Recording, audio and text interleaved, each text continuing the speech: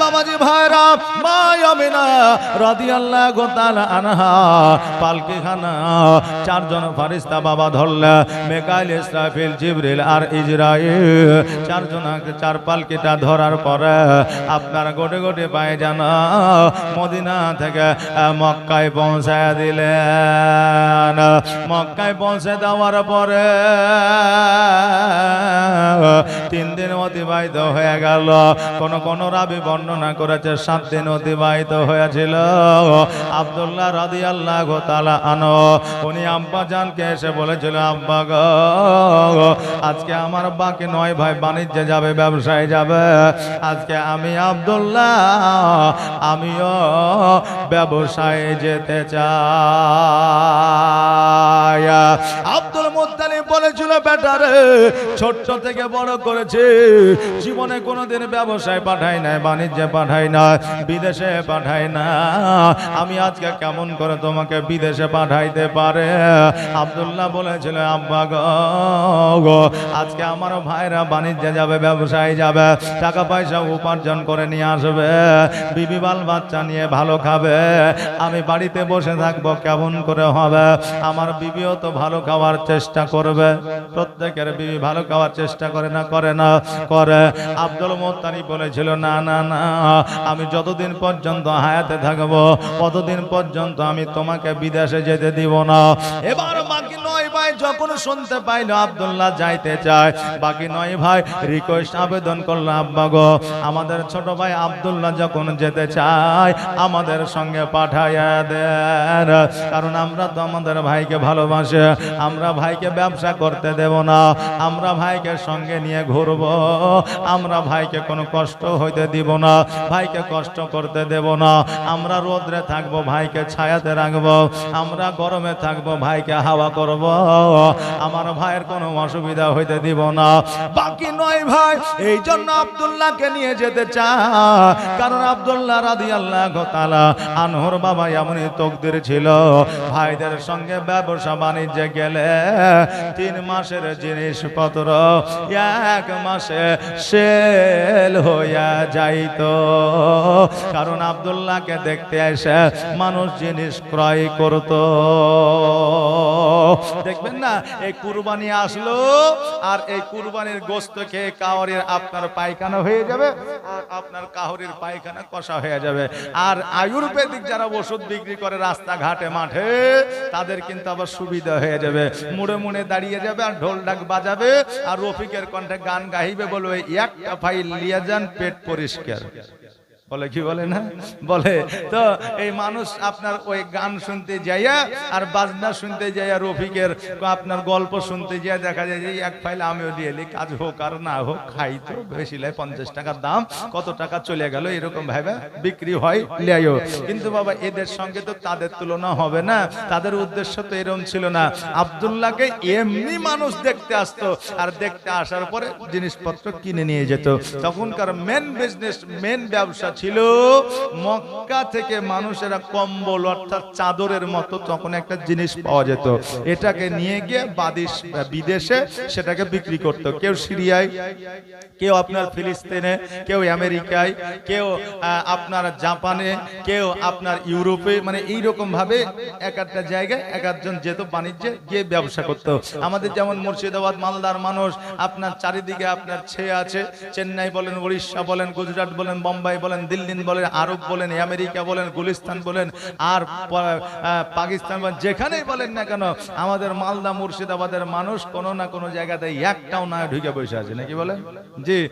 তো তখনকার মেন ব্যবসা ছিল চাদরের মতো কম্বলের ব্যবসা। এখনকার ছেলেদের কম্বল বললে তারা বুঝতে পারবে না, জি, এখন বলতে হবে ব্ল্যাঙ্কেট, নাকি?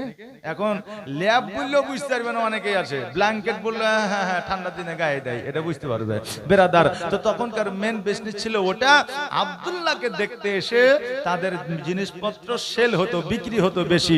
এই জন্য অন্যান্য ভাইরা বলছে, আব্বা আব্দুল্লাহ যখন যেতে চাইছে তখন যেতে দেন না, ভাইকে কষ্ট দিব না, ছায়াতে রাখবো, আমরা রোদ্রে থাকবো, ভাইকে হাওয়া করব, গরম লাগতে দিব না, আমরা গরমে থাকবো, কিন্তু ভাইকে পাঠান, ব্যবসা ভালো হয়, একবার পাঠান। আব্দুল মুত্তালিব মুত্তালিব বললেন যে যখন তোমরা এতবার করে রিকোয়েস্ট করছো তখন নিয়ে যাও, কিন্তু আমার বেটা কোনোদিন বাণিজ্যে যায় নাই, ব্যবসায় যায় নাই, তবে আমার বেটাকে তোমরা দেখে শুনে রাখিও।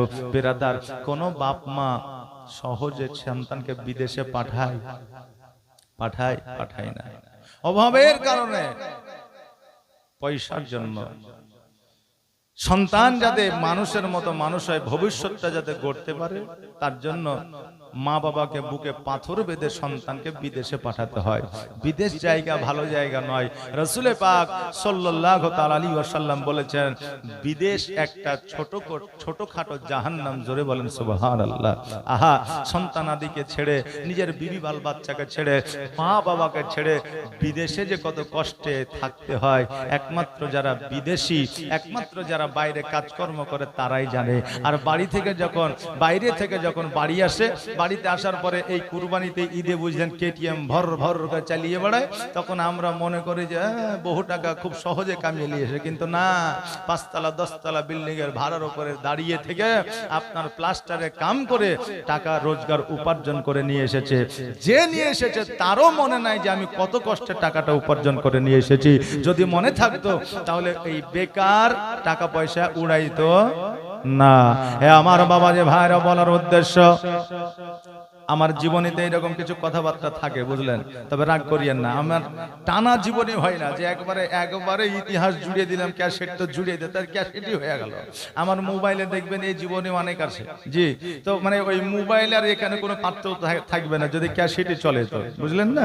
তো বেরাদার, আমার মধ্যে জীবনীর মধ্যে দেখবেন কিছু প্র্যাকটিক্যালি কথাবার্তা থাকে, এই জন্য কিছু মনে করবে না। যদি অসুবিধা হয় আমাকে টুক করে সিগন্যাল দিয়ে দেবেন, হুজুর আমাদের প্র্যাকটিক্যাল জ্ঞানের দরকার নাই, শুধু জীবনী চালিয়ে যান। তো আগামী কাল থেকে জীবনী চলবে, কোনো অসুবিধা না, ডানে না বামে না সামনে না পিছনে, একবারে জীবনী তো 3 দিনকার। এই জীবনী যদি মোটামুটি ধরেন শুধু গলগলে জীবনী করি, তাও 3 দিনে শেষ করার দূরের কথা, একটা কুনাও হিলবে না। কথা বুঝতে পারলেন না বেরাদার? রাসূলুল্লাহর জীবনী আজকে কেন, কিয়ামত পর্যন্ত কেউ শেষ করতে পারবে না। জেনে নিবেন, যেদিন আমার রাসূলের জীবনী শেষ হয়ে গেছে, সেই দিন কিয়ামত শুরু হয়ে গেছে। জোরে বলেন সুবহানাল্লাহ। এ আমার বাবা যে ভাইরা, আমার মায়েরা, যেটা বলতেছিল, আব্দুল্লাহ রাদিয়াল্লাহু তাআলা আনহু বলতেছে, আব্বা গো, আমার ভাইরা যখন এত রিকোয়েস্ট করছে, আবেদন করেছে, একটা বারের জন্য পাঠায় দেয়, আমিও ব্যবসা শিখতে চাই, বাণিজ্যে যাইতে চাই। আব্দুল মুত্তালিব বলে, বেটা রে, তুমি যখন যাইতে চাইছো যাও, আমি তোমাকে বাধা দিব না। পরের দিন সকালবেলা খাবার দাবার বেঁধে নিয়েছে। এবার বেঁধে নেওয়ার পরে বাবা এবার উটের পৃষ্ঠে চেপে গেছে, আরো বাকি ভাইরা উটের পৃষ্ঠে চেপে গেছে। সবাই জানো আপনার বাণিজ্যের দিকে আপনার রওনা হয়ে গেছে। এইদিকে মা আমিনা রাদিয়াল্লাহু তাআলা আনহা আপনার দরওয়াজার সম্মুখে দাঁড়িয়ে আছে। একবার স্বামীর দিকে তাকা, আর স্বামী আব্দুল্লাহ রাদিয়াল্লাহু তাআলা আনহু একবার বিবির দিকে পেছনে ফিরে তাকা।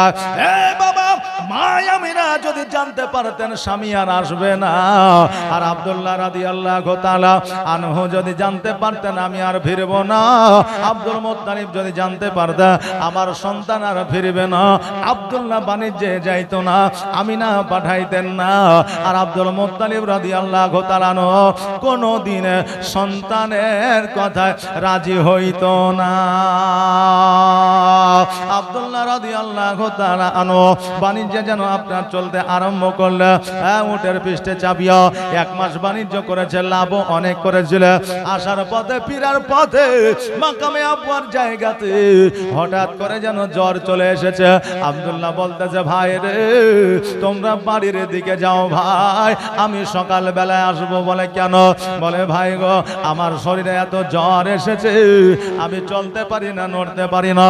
ভাই, বড় ভাই হারিস, আব্দুল্লাহ রাদিয়াল্লাহু তাআলা আনহুর বড় ভাইয়ের নাম ছিল হারিস। হারিস বলতেছে, ভাই রে, আমরা তোমাকে কেমন করে ছেড়ে যেতে পারি? আব্দুল্লাহ আব্দুল্লাহ বলল ভাই গো আমার কোনো অসুবিধা হবে না, আমাকে একবার রেখে দাও, তোমাদের সন্তান আদিরা তোমাদের দিকে তাকায় আছে, তোমরা বাড়িতে যাও, আগামী কালকে সকালে বেলা আমি আরামসে বাড়ি চলে আসব। ভাইয়ের কথার উপরে ভিত্তি করে সকল ভাই যেন বাড়ির দিকে চলে আসলো। সবাই নিজের নিজের বাড়িতে প্রবেশ করলেন। এইদিকে আমিনা দরওয়াজার সম্মুখে দাঁড়িয়ে আছে, আমারও স্বামী আসবে, কিন্তু আব্দুল্লাহ যেন আমিনার ঘরে গেল না। মা আমিনা রাদিয়াল্লাহু তাআলা আনহা ছুটতে ছুটতে আব্দুল মুত্তালিবের কাছে গেলে, যাওয়ার পরে বলে আব্বা গো আপনার সকল সন্তান বাড়িতে এসেছে আব্বা, কিন্তু আপনার ছোট সন্তান আসে না। আব্দুল মুত্তালিব যখন খবরটা পাইলেন সকল সন্তানকে ডাক দিলেন, দেওয়ার পরে বললে বেটা রে আমার ছোট বেটা আব্দুল্লাহ কোথায়? হারিস বলে আব্বা গো ওই মাকামে আব্বাই আব্দুল্লাহ আছে, সকাল বেলায় আসবে। আব্দুল মুত্তালিব বললে কেন? বলে জ্বর হয়েছে। এবার বলল হারে তুমি একজন বড়, তুমি সন্তানের মধ্যে বড়, ভাইয়ের মধ্যে বড়, তুমি কেমন করে আমার ছোট্ট সন্তানটিকে ওই মাকামে আবুয়াই রেখে আসলা? হারিস বলল ভাই আসতে বলল তাই আসলাম। আব্দুল মুত্তালিব বলল এখন রাতের বেলায় আর যাইতে হবে না, যাইতে হবে না, সকালবেলা শুভে সাদেকের সময় জলদি করে যাইও, আর আমার বেটা আব্দুল্লাহকে সঙ্গে করে নিয়ে আসিও। হারিস বলল আব্বা গো যদি বলেন এখনই রাত্রি বেলায় চলে যাব, বলে রাত্রি বেলায় যাইতে হবে না, এখন বাঘ আছে, ভাল্লুক আছে, হাতি আছে, যদি আক্রমণ করে দেয় তবে তোমাদের ক্ষতি হয়ে যাবে, অতএব সকাল বেলায় গিয়ে নিয়ে আসবে। তখনকার আমলে বন জঙ্গল ছিল, পশু পাখি আপনার জীবজন্তু ছিল। এবার সকালবেলা হারিসরা নয় ভাই আমার আব্দুল্লাহকে নামার জন্য মাকামে আব্বাই পৌঁছে গেল। মাকামে আব্বাই পৌঁছে যাবার পরে যে জায়গায় আব্দুল্লাহ রাদিয়াল্লাহু তাআলা আনহুকে রাখা হয়েছিল ওই জায়গাতে যেন আর আব্দুল্লাহকে দেখা যায় না। মাকামে আব্বার মানুষদেরকে ডাক দিয়া বলে শোনো গো, এই জায়গায় একটা নুরানিময় চেহারাওয়ালা যুবককে রেখে গিয়েছিলাম যার নাম ছিল আব্দুল্লাহ, আজকে তাকে দেখা যায় না, তার উটকেও দেখা যায় না। মাকামে আব্বার মানুষরা বলল শোনো গো, এই জায়গায় একটা যুবক ছিল দেখতে অতি সুন্দর, ওই যুবকটা মারা গিয়েছে, তারপর পরিচয় না পেয়ে তার উটটাকে বিক্রয় করে কাফনের ব্যবস্থা করে আমরা মাকামে আবুয়াই তাকে দাফন করেছি। পরের ইন্না লিল্লাহি ওয়া ইন্না ইলাইহি রাজিউন। হারে দুই চোখের পানি ছেড়ে দিয়ে কান্দে আল্লাহ গো, আজকে আমার আব্বা আব্দুল মুত্তালিবকে কি জবাব দেব?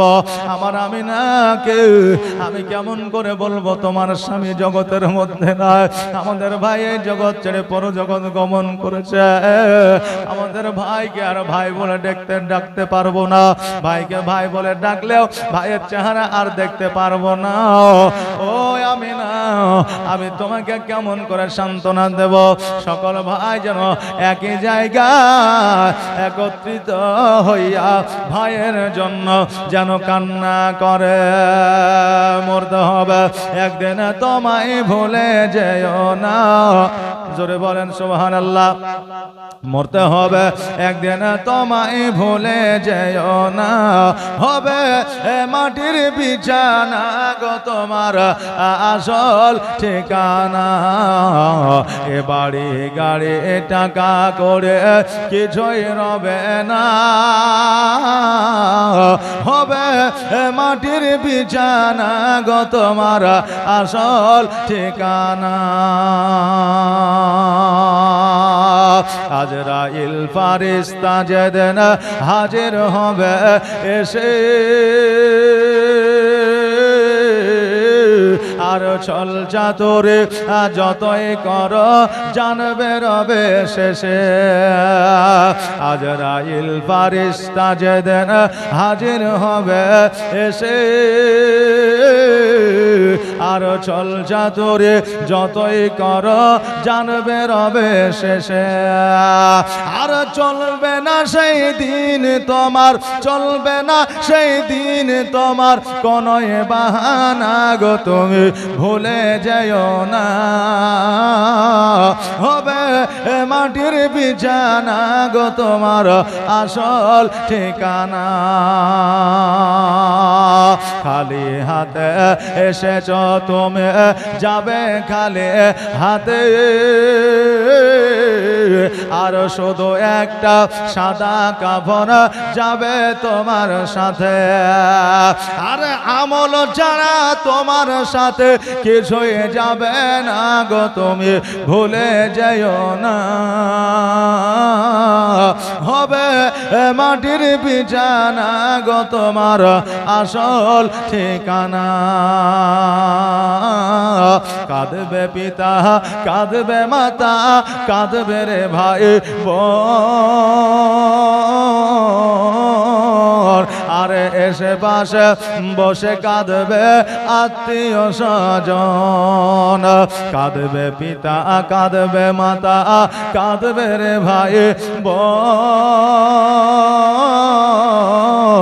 আরে এসে পাশে বসে কাঁদবে আত্মীয় স্বজন আর করবে দোয়া খোদার কাছে করবে দোয়া খোদার কাছে মুমিন মুমিনা গো তুমি ভুলে যেও না হবে মাটির বিছানা গো তোমার আসল ঠিকানা যেদিন তুমি এসেছিলে এই না সাদের ভবে আর তুমি মাত্র কেঁদেছিলে হেসেছিল সবে আর যাওয়ার কালে হাসবে তুমি জোরে বলেন সুবহানাল্লাহ আর যাওয়ার কালে হাসবে তুমি কাঁদবে জামানা গো তুমি ভুলে যেও না হবে মাটির বিছানা গো তোমার আসল ঠিকানা আল্লাহুম্মা সাল্লি আলা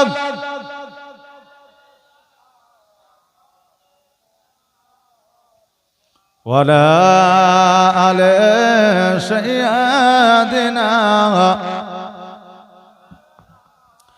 মোহাম্মদ মামানি ভাইরা এবার হারিস বলল ভাই গো এই জায়গায় কান্না করে লাভ হবে না চলো চলো বাড়িতে যাই আমার আব্বা আব্দুল মুত্তালিব আমার জন্য অপেক্ষা করতেছে আমার ভাইরা আর কান্না করিও না বড় ভাই সকলকে বোঝায়া মক্কার দিকে রওনা হয়ে গেল এবার বাড়িতে যাওয়ার পরে লক্ষ্য করে দেখছে যেন আমি না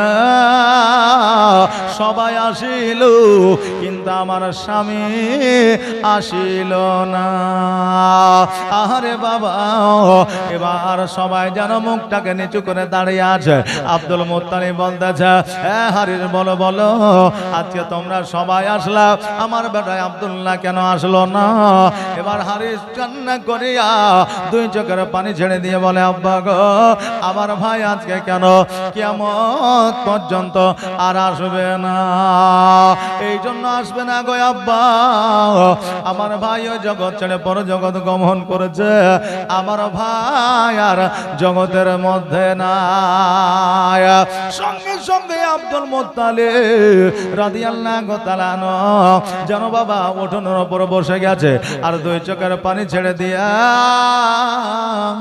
বলে বেটা রে আমি বুঝে গিয়েছিলাম যে আব্দুল্লাহ বাণিজ্যে যাচ্ছে আর আমার আব্দুল্লাহ ফিরবে না। আমিনা জানতে পারলেন, বুঝতে পারলেন, গুটি গুটি পায়ে আগিয়ে এসে বলে, আব্বা গো কি হয়েছে, আপনারা কেন কান্দেন? আব্দুল মুত্তালিব বলে, আমিনা আর তোমার স্বামী আসবে না রে মা, আজকে তোমার স্বামী ওই মাকামে ওই কবরে আরাম করতে আছে। সঙ্গে সঙ্গে আমিনা রাদিয়াল্লাহু তাআলা আনহা শোনার পরে যেন বাবা পড়ে গিয়ে অজ্ঞান হয়ে গেছে। এইদিকে আপনার মাথায় যেন পানি দেওয়ার পরে আমিনার জ্ঞানটা ফিরেছে। আমিনা বলতেছে, আব্বা গো আজকে আমার মাথার ছায়া যেন সরে গেছে। ওই আব্বা যা, আজকে আমার স্বামী না, আমাকে কে খাওয়াবে, আমার বাড়িতে কে সিকিউরিটি দেবে, আজকে আমার স্বামী নাই গো। আব্বা যান, আমার বাড়িতে কে পানির ব্যবস্থা করে দেবে? আব্দুল মুত্তালিব বলে, আমি আব্দুল মুত্তালিব যতদিন পর্যন্ত হায়াতে আছি রে মা, তোমার কোনো অসুবিধা হবে না, তোমার কোনো সমস্যা হবে না। আমিনা রাদিয়াল্লাহু তাআলা না, তবুও যেন আপনার কান্না বন্ধ হয় না। আহারে কেমন করে কান্না বন্ধ হবে? একমাত্র যাদের মা বাপ নাই সেই সন্তানই মা বাপের গুরুত্বটা বোঝে, আর যাদের স্বামী নাই তারাই স্বামীর গুরুত্ব বোঝে। আর যাদের স্বামী আছে তারা স্বামীর সেবা বাদ দিয়া শফিকের তারা ভিডিও দেখে। তবে সব মায়েরা লয়, কথা বললেন না, সব মায়েরা লয়। এখন তো মায়েরা লোকের ভান্ডারের টাকা পাইছে, মায়েরা অনেক চালাক হয়েছে। একজন মা আমার শফিকের ভিডিও দেখতে দেখতে রান্না করছে, ভাত গেছে পুড়ে। যদি মন একদিকে থাকে আর চোখ যদি একদিকে থাকে তাইলে হবে? দেখবেন কেউ গাড়ি চালাচ্ছে কিন্তু মন অন্যদিকে আছে, ও রাস্তা দেখতে পাবে না, গাড়ি ঠিক চলবে, হয় কাউকে মারবে না, নিজে পড়বে। কথা বুঝতে পারলেন না? তো এবার রান্না করতে করতে ভাত গেছে পুড়ে, এবার দেখছে ভাত তো আর ফেলানো যাবে না, এতগুলো ভাত ফেলিয়ে দিলে অসুবিধা আছে, এই ভাতই খাইয়ে দিব স্বামীকে। স্বামী মাঠে থেকে এসেছে, খেতে বসেছে, এখন বলছে, হ্যাঁ রে রহিমের মা। বলে কি হলো? বলে ভাত গেলে পুরো পুরো গন্ধ করছে কেন? তো বলছে, তুমি মূর্খ, তো সারা জীবন মূর্খই থেকে গেলে, শিক্ষিত আর হইতে পারলে না। বলে কেন? বলে জীবনে কোনোদিন তান্দুরি রুটি খেয়েছো? বলে কত খাইলাম। বলে তান্দুরি রুটি পুরা থাকে না? থাকে। খাইতে ভালো লাগে কি লাগে না? বলছে লাগে। তো বলছে এতদিন তান্দুরি রুটি খেয়েছো, আজকে তান্দুরি ভাত খেয়ালে। এখন স্বামী দেখছে, তাই তো বিবি আমার তান্দুরি ভাত কষ্ট করে রান্না করেছে, ফেলে কি আর দেওয়া যায়? বুঝলে, সে একবারে স্বামী খেয়ে ফেললো। স্বামী আর বুঝতে পারলো না, মারে আজকে স্বামীর সঙ্গে চালাকি করিলা, কালকে আল্লাহর সঙ্গে কি চালাকি চলবে? চলবে না। আল্লাহ তাবারাক তাআলা রাসূল সাল্লাল্লাহু তাআলা আলাইহি ওয়াসাল্লাম বলেছেন, পৃথিবীর মধ্যে মেয়েদের জান্নাতে যাওয়ার রাস্তা হলো স্বামী। কারণ স্বামী যদি খুশি হয় মেয়েদের জন্য জান্নাত প্রযোজ্য হয়ে যায়। জোরে বলেন সুবহানাল্লাহ। কারণ স্বামীর পায়ের নিচে স্ত্রীর জান্নাত, আর পিতা মাতার পায়ের নিচে সন্তানের জান্নাত। জোরে বলেন সুবহানাল্লাহ। বাপজি ভাইরা, আমার মায়েরা, তাই আমি বলবো যে স্বামী যেমনই হোক, স্বামীকে সব সময় রাজার চোখে দেখবে। স্বামী যদি ভিখারিও হয় তবুও তোমার কাছে রাজা, নাকি বলেন? জি, স্বামী যদি ভিখারিও হয় তবুও তোমার কাছে রাজা। সব চাইতে স্বামী বেশি নারাজ হয় ওই কথায়, যখন একজন মা বলে, তোমাকে বিয়ে করে আমার জীবনটা ধ্বংস হয়ে গেল।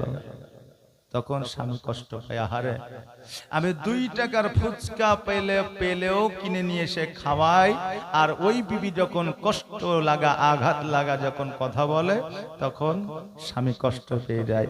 আর বিবি সব চাইতে কোন কথায় কষ্ট পায়, আর আল্লাহ তাবারাক তাআলা স্বামীদের কোন কথায় নারাজ হয়? যেই স্বামীরা কথায় কথায় বলে বাড়ি থেকে বের হয়ে যায়। কথা বুঝলেন না? স্ত্রীকে বলে যে বাড়ি থেকে বের হয়ে যা, কথায় কথায় বলে, আমার আল্লাহ তাবারাক তাআলা রাসূল সাল্লাল্লাহু আলাইহি ওয়াসাল্লাম বলছেন যে ওই স্বামীর ইবাদত আল্লাহর দরবারে কবুল হবে না। কেন না? যে আমার মায়েদের মেন ঘর হলো স্বামীর ঘর, আর জগতের মধ্যে হিসাব করে দেখতে গেলে মায়েদের কোনো ঘর নাই। বাপের ঘর গেলে বাপ বলে যা, স্বামীর ঘরে যা কতদিন থাকে, আর স্বামীর ঘরে গেলে স্বামী বলে বাড়ি থেকে বার হয়ে যা। মা কোথায় যাবে? এই জন্য বলেছে স্বামী স্বামী তুমি স্ত্রীকে কোনোদিন বলবে না সে সাময়িক যুদ্ধ ঝামেলা মারপিট হতেই পারে, কিন্তু বলবে না যে বাড়ি থেকে বের হয়ে যা। ওই কথায় বিবি সবচাইতে বেশি কষ্ট পায়। আর বিবির কথায়, এই কথায় যে কথাটা হলো তোমাকে বিয়ে করে আমার জীবন ধ্বংস হয়ে গেছে, এই কথায় স্বামী বেশি কষ্ট পায়। এই জন্য একে অপরে উভয়ে কোনো কথাই বলবে না যে কথায় স্ত্রী নারাজ হবে স্বামীর কথায়, যে কথায় স্ত্রীর কথায় স্বামী নারাজ হবে। কারণ স্বামী আর স্ত্রী একই সঙ্গে মেল ও মহব্বত করে একই চাদরের নিচে ঘুমাইলে আমার আল্লাহ বলে ওই স্বামী স্ত্রীর নেকির খাতায় একটি করে আমি হজের সব দান করি। জোরে বলেন সুবহানাল্লাহ, সুবহানাল্লাহ, সুবহানাল্লাহ। যাই হোক বাবাজি ভাইরা, আজকে প্রথম রাত্রি, আজকে প্রথম রাত্রি। মানুষ আজকে হয়তো ভাবছে যে মৌলবীটা আসবে, দূর থেকে মাইকে শুনবো, যদি ভালো হয় তো কাল যাব, না হলে যাব না। কথা বুঝতে পারলেন না? এখন আপনার জিনিস নেওয়ার আগে বাজিয়ে দেখে, জিনিস নেওয়ার আগে বাজিয়ে দেখে সে বেশি দিন টিকুক আর না টিকুক। কথা বুঝতে পারলেন না? যাতে দেখতে ভালো হয়, হ্যাঁ, এবং যাতে বাজেও ভালো। কথা বুঝতে পারলেন? সে টিকসই কতদিন আছে জানি না, বুঝলেন? আমরা বক্তা সাহেব তো অনেকে ফোন করে যে হুজুর একটা ইমাম দেখে দেন না, ফোন করে। তা আমাকে একদিন ফোন করছে, বলছে হুজুর কান্দি থেকে, কান্দি চিনেন? মুর্শিদাবাদ কান্দি, কুলি যেটাকে বলে, ওখান থেকে ফোন করছে। আসসালামু আলাইকুম। ওয়ালাইকুম সালাম। বলে হুজুর একটা ইমাম লাগবে। ঠিক আছে পাঠিয়ে দেব। তো বলছে আগে কথা শোনেন। তো বলেন। তো বলছে ইমাম যাতে হাফেজ ও কারি মুফতি হয়, দ্বিতীয়ত হলো দেখতে যাতে ভালো হয়, তৃতীয়ত হলো যাতে ব্যবহার চরিত্র ভালো হয়, গলার কণ্ঠস্বর যাতে খুব সুন্দর হয়। বেতন আমরা খুব বেশি দেব, প্রায় মোটামুটি 10 থেকে 11,000 টাকা। আমি বললাম যে ভাই ইমাম লিবেন না জামাই লিবেন? যে ইমাম লিবেন না জামাই লিবেন? বলে কেন ইমাম লিব? বলে জামাই দেখতে আসলেও এত কিছু পাই না, জামাই সবকিছু সব দিকে সুন্দর পাবে। তো জামাই দেখতে আসলেও এত সুন্দর পাই না, আর আপনি ইমাম এত সুন্দর কোথা থেকে পাবেন? হাফেজ কারি মুফতি, দেখতে সুন্দর, গলার কণ্ঠস্বর ভালো, আবার বেতন খুব বলছেন বেশি দিবেন, 10 থেকে 11,000 টাকা। কোথায় পাবো? ইমাম যদি চাই বলেন পাঠিয়ে দিব, কালো হোক ধলো হোক, হ্যাঁ, পেঁচা হোক নেপা হোক চেপা হোক, পাঠিয়ে দিব। পছন্দ হলে রাখবেন বেতন ফিক্সড করে, আর যদি পছন্দ না হয় ভাড়াটা দিয়ে একবারে সম্মানের সহিত বাড়ি পাঠিয়ে দিবেন। কথা বুঝতে পারলেন না? তো বর্তমানে একটু বাজিয়ে এলেই বেশি টিকুক আর না টিকুক বেরাদার। তো আজকে এই গ্রামের মানুষ ট্রাই করলো যে বক্তা যে আসছে বক্তব্য ভালো, গজাল ভালো না কেমন, যদি ভালো হয় তাহলে যাব। কালকে ইনশাল্লাহ আমার মায়েরা আসবে, এই মায়েরাই কালকে অ্যাড করে দিবে। এই বলে দিবেন গো মায়েরা, বলে দিবেন যে ওয়াজ কেমন লাগলো, বলবে মায়েরা গল্প করবে। আপনাদের এদিকে বিড়ি বাঁধা হয়তো হয় যে, তাহলে তার দরকারই নাই, প্রচার করতে হবে না, যে 3 দিন হবে মায়েরাই প্রচার করিয়ে দিবে। কথা বুঝলে? যাই হোক মা বোনেরা রাগ করিয়েন না। তা আগামী কালকে লোক হবে ইনশাল্লাহ, বাপজিরাও আসবে। আর আজকে স্টেজে উঠতে প্রথম দিন একটু লেটও হয়েছে, এই জন্য আপনাদের কাছে আমি ক্ষমা প্রার্থী। কারণ রাস্তাঘাটের ব্যাপার, বুঝলেন? আমি কোন জায়গায় জীবনী করতে যে বাবা থাকি না। জি, আমি এলাকায় অনেক জীবনী